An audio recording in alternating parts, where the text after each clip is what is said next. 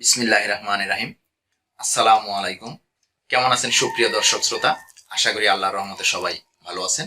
আজকে আপনাদের সামনে যে ভিডিওটি নিয়ে উপস্থিত হয়েছি সেটা হচ্ছে বাংলা শব্দের উচ্চারণ পর্বের আজকে হচ্ছে তৃতীয় পর্ব।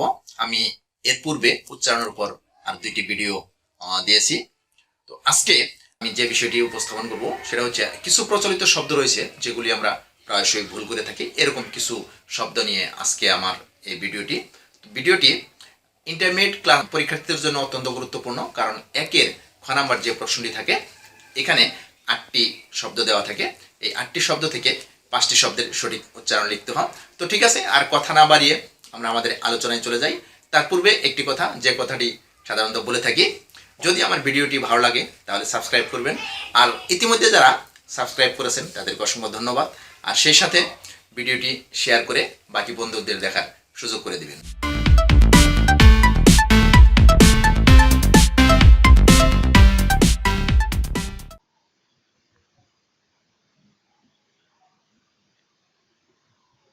জিহ্বা, অনেকেই এই উচ্চারণটি ভুল করে থাকে। অনেকে এটা বলে জিহ্বা, জিহব্বা ইত্যাদি, কিন্তু আসলে এর ব্যাকরণ সম্মত উচ্চারণ হচ্ছে জিহ্বা। এটা আমাদের একটি প্রচলিত শব্দ, কিন্তু প্রচলিত হলেও আমরা অনেকেই উচ্চারণটি ভুল করে থাকি। অনেকে বলে এর সঠিক উচ্চারণ হচ্ছে জিহ্বা। এরপরে আছে অদ্য, সঠিক উচ্চারণ হচ্ছে অদ্য। এখানে দুটি নিয়ম আছে, সরিয় এবং জফলা।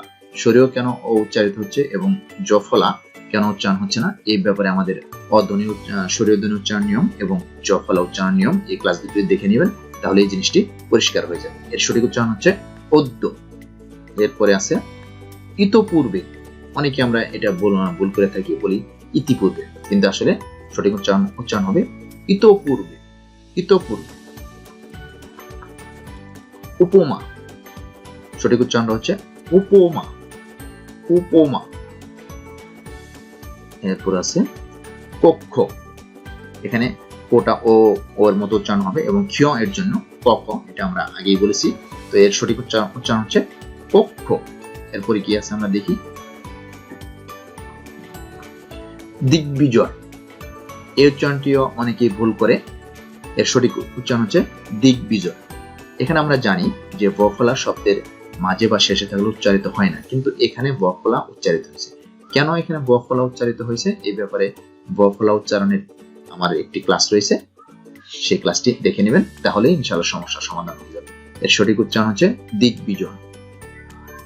এরপর আছে বিজ্ঞ। এর ব্যাকরণ সম্মত সঠিক উচ্চারণ হচ্ছে বিজ্ঞ। এই উচ্চারণটিও অনেকে ভুল করে থাকে। এর সঠিক উচ্চারণ হচ্ছে মৃন্ময়। মৃন্ময়। অনেকে বলে মৃন্ময় বা মিমময়, এরকম উচ্চারণ করে থাকে, কিন্তু আসলে সঠিক উচ্চারণ হচ্ছে মৃন্ময়।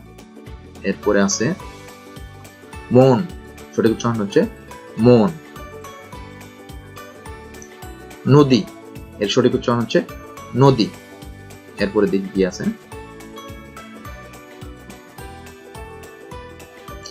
ব্রাহ্মণ। এখানে হয়ের সঙ্গে ম যুক্ত রয়েছে, কিন্তু ম যুক্ত হলেও ম আগে উচ্চারণ হবে, পরে উচ্চারণ হবে, এই জন্য এর সঠিক উচ্চারণ হচ্ছে ব্রাহ্মণ। ব্রাহ্মণ। এই উচ্চারণটা অনেকে ভুল করে থাকে। এর সঠিক উচ্চারণ হচ্ছে আবৃত্তি। আবৃত্তি। আবৃত্তি। এখানে বটা দিতে হবে না, অনেকে বটা দিত্য করে উচ্চারণ করে, বলে আবৃত্তি, কিন্তু আসলে সঠিক উচ্চারণ হচ্ছে আবৃত্তি। আবৃত্তি। দুরন্ত। সঠিক উচ্চারণ হচ্ছে দুরন্ত। তারপরে আছে নিষিদ্ধ। এর সঠিক উচ্চারণ হচ্ছে নিষিদ্ধ। তারপরে আছে ঔষধ। এর উচ্চারণ হচ্ছে ঔষধ। তারপরে দিক কি আছে, অনিঃশেষ। সঠিক উচ্চারণ হচ্ছে অনিঃশেষ। অনিঃশেষ। ভবিষ্যৎ। ভবিষ্যৎ। এই উচ্চারণটি অনেকেই ভুল করে, আসলে ব্যাকরণ সম্মত এর উচ্চারণ হচ্ছে ভবিষ্যৎ। এটা আমাদের একটি প্রচলিত শব্দ, কিন্তু প্রচলিত শব্দ হলেও আমরা অহরহ এটি ভুল করে থাকি। এর সঠিক উচ্চারণ হচ্ছে ভবিষ্যৎ। এরপরে আছে অধ্যাপক।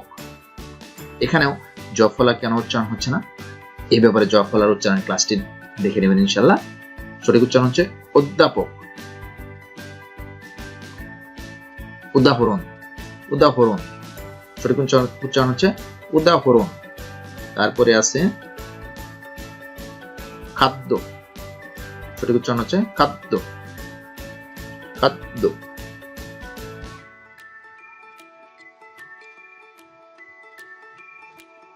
নাগরিক, সঠিক উচ্চারণ হচ্ছে নাগরিক, নাগরিক। এরপরে আছে প্রথম, সঠিক উচ্চারণ হচ্ছে প্রথম। তারপরে আছে গণিত, আমরা অহরহই গণিত বলে থাকি, প্রায় সবসময় গণিত বলি, কিন্তু আসলে সঠিক উচ্চারণ হচ্ছে গণিত, একসাথে গণিত। এরপরে আছে তটিনী, সঠিক উচ্চারণটা হচ্ছে তটিনী।